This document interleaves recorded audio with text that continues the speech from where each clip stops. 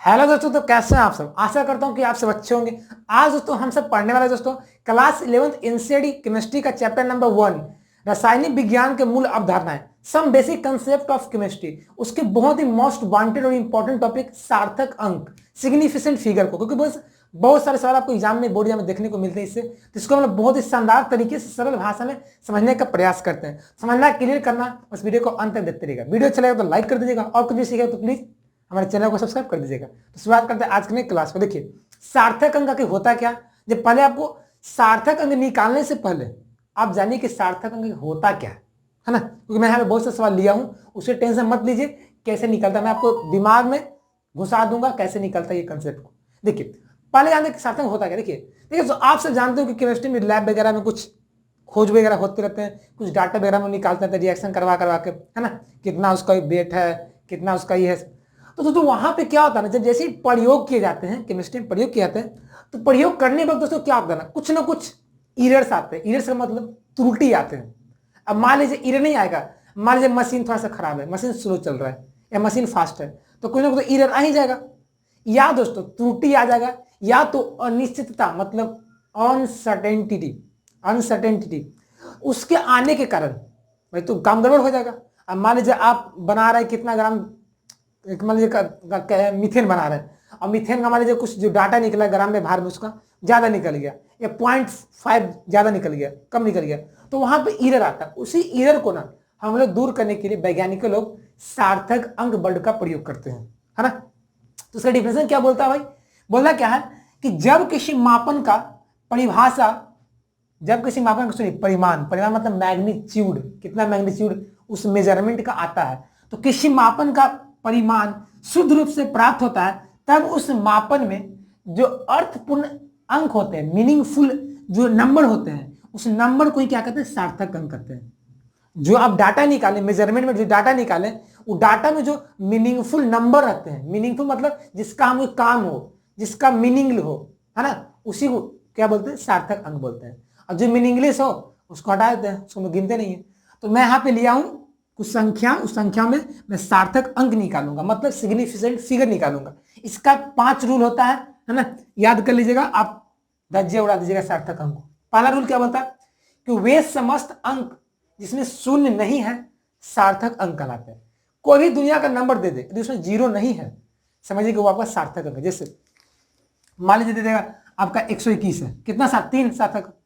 मान लीजिए आपका 126 है, 3 सार्थक अंक। मान लीजिए 11 है, 2 सार्थक अंक, 1 है, उसमें 1 सार्थक अंक होंगे, क्योंकि मीनिंगफुल मतलब समझते हैं ना, मीनिंगफुल मतलब जिसका मीनिंग हो, जिसका कोई मतलब हो। बिना मतलब वाले दुनिया में किसी चीज को रहना व्यर्थ है, सब कोई मीनिंग नहीं है, मतलब किसी काम में आएगा नहीं, बेकार है। तो हम लोग मीनिंग वाले चीज को ही ध्यान रखते हैं। तो जैसे मान लिया पूछेगा ए, मान बोल देगा 1125 में कितना सार्थक अंक, 4 सार्थक, क्यों, क्योंकि इसमें कोई 0 है ही नहीं। तो बोल रहा है कि वे समस्त अंक जिसमें शून्य नहीं हो, मतलब जिसमें 0 नहीं हो, वो सार्थक अंक लाएंगे। इसमें कोई 0 है नहीं ना, इसमें आपका 4 सार्थक अंक हो जाएगा। ये पहला रूल समझ आ गया। दूसरा रूल क्या बोलता कि यदि शून्य यानी 0 को 2 अंकों के बीच स्थित हो, तब वह सार्थक अंक लाएगा। मान लीजिए कोई नंबर के बीच में 0 है, तो वही सार्थक अंक में गिना जाएगा। देखिए दोस्तों, जनरली सार्थक अंक में पता क्या करते हैं हम लोग, 0 को ही हटाते हैं। सार्थक अंक 0 को ही हटाते हैं, प्रयास करते हैं। जैसे मान लिया आपको दे देगा 101, तो क्या होगा, इसमें सार्थक कितना होगा, 3 सार्थक होंगे। क्यों, क्योंकि एक भी अशून्य नन 0 है, 1 भी नन 0 है, बीच में 0 है तो कोई मुझे याद नहीं, बस 2 गो नन 0 रहना चाहिए, इसके बीच में कितना भी 0 मुझे मतलब नहीं है। तो बोल रहा कि 2 शून्य अंकों के 2 क्या, यदि शून्य 2 अंकों के बीच में हो, तब वह सार्थक अंक होता है। जैसे मान लीजिए आपका 1000 ऐसे 3 दे देगा, तो कितना सार्थक अंक, 1 2 3 4 5 सबको जोड़ लेंगे, 5 इसमें सार्थक अंक हो जाएंगे। थर्ड रूल क्या बोलता कि यदि शून्य जो अशून्य अंक के बाईं तरफ हो, लेफ्ट साइड हो, तो सार्थक अंक नहीं होगा। आप कोई भी दोस्तों नंबर लिखिए, उस नंबर के दिन लेफ्ट साइड में, ये जो नंबर के लेफ्ट साइड के इस साइड होता है ना, तो नंबर के दोस्तों एक्स है, एक्स के लेफ्ट साइड में ये लेफ्ट है। जितना भी 0 रहेगा दोस्तों, उस 0 को हम लोग क्या बोलते हैं, क्या बोलते हैं पता है, क्या बोलेंगे 0 को, सार्थक अंक नहीं, सार्थक अंक नहीं होगा, उसको गिनेंगे नहीं सार्थक अंक में, है ना। चौथा रूल क्या बोलता है कि दशमलव बिंदु के दाईं तरफ शून्य सार्थक होंगे। अब पॉइंट जैसे मान 12.0 तो सार्थक अंक होगा, 1 2 3 3 सार्थक अंक होंगे, है ना। 132.0 तो 4 सार्थक अंक होंगे, है ना, क्योंकि पॉइंट के बाद जीरो को भी गिनेंगे। तो ये आपका ओवरऑल 4 होगा। पांचवा रूल ये बोलता है दोस्तों कि कोई भी नंबर के बाद जीरो आता है तो वो सार्थक अंक नहीं होगा। जैसे मान लीजिए 300, तो 300 में मात्र एक ही सार्थक अंक है, सिर्फ 3, है ना।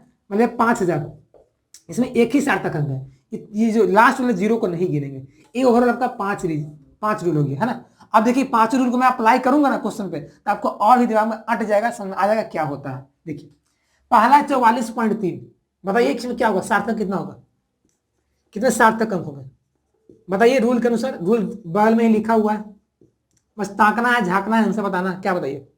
देखिए मैंने पहला रूल क्या बताया कि जितने भी समस्त अंक होंगे इसमें जीरो ना हो तो वो सब क्या होता है, सार्थक अंक होता है। इसमें कोई जीरो है नहीं ना, तो 1 2 3 इसमें सार्थक अंक 3 है। अगला 5.243, इसमें कितने सार्थक अंक है, इसमें सार्थक अंक कितने हैं, इसमें सार्थक अंक आपका टोटल कितने, 1 2 3 4 सार्थक अंक होंगे। अगला 41.124 में कितने सार्थक अंक, गिनिए। जहां पे जीरो ना दिखे सबको जोड़ दीजिए, वो सार्थक अंक होगा। तो 2 3 5 सार्थक अंक होंगे, सिग्निफिकेंट फिगर। अब देखिए यहां माजरा गलत हो गया, 6.01 है, 6.01 है।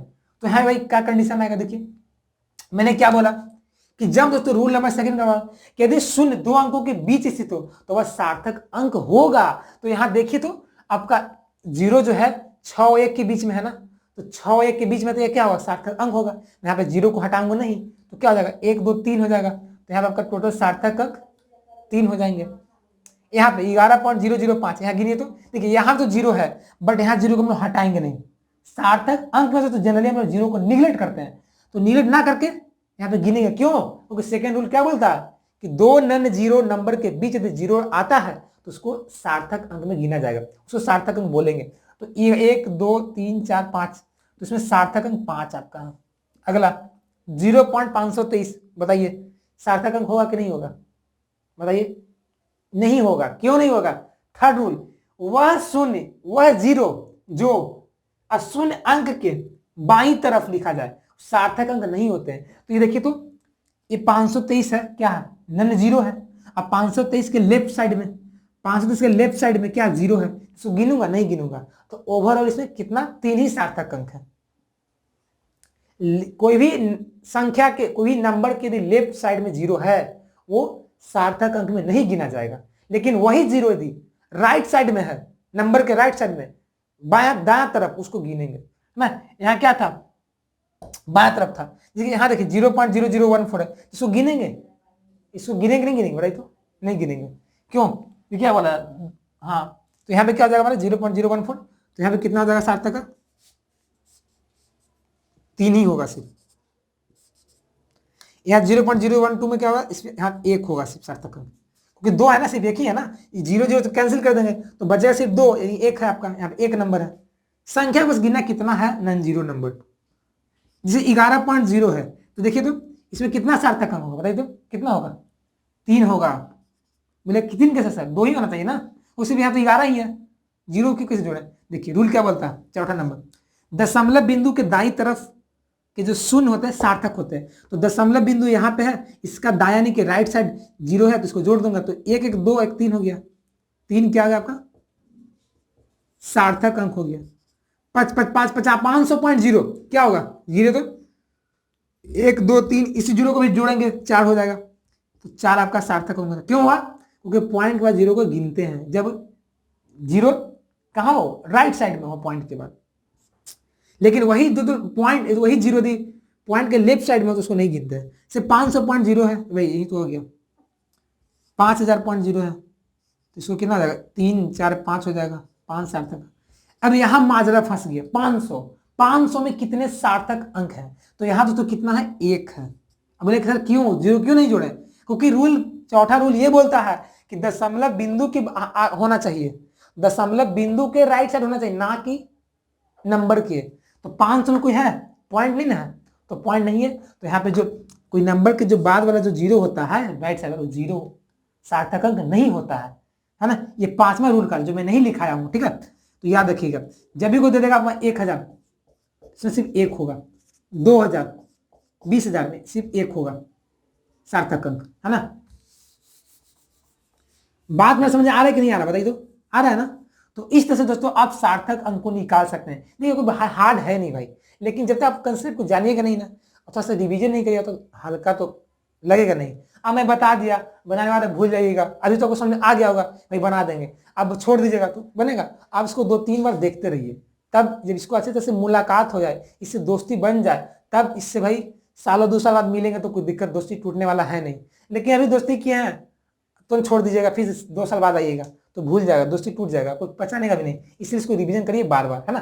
तो सार्थक अंक निकालने का पता चला कैसे निकलता है, सिग्निफिकेंट फिगर, ये रूल हो गया, ये डिफिनेशन हो गया, ये आपका एग्जाम्पल हो गया। कोई पूछेगा तो बता दे डिफिनेशन, कोई रूल पूछेगा तो रूल बता दीजिएगा, और कुछ एग्जाम्पल बता देंगे, है ना। तो इस तरह से हमारा chapter number 1 some basic concept of chemistry का लेक्चर नंबर 1 फिनिश होता है। इसके आगे का जो वीडियो आएगा तो वो आएगा कॉम्बिनेशन ऑफ केमिकल लॉ, कुछ रासायनिक संयोजन के नियम पढ़ने हम लोगों को, स्थिर अनुपात का नियम, गुणित अनुपात का नियम, है ना, द्रव्यमान संरक्षण का नियम, ये सब पढ़ेंगे अगले वीडियो में। इसको तो पहले इसको आप नोट कर लीजिए।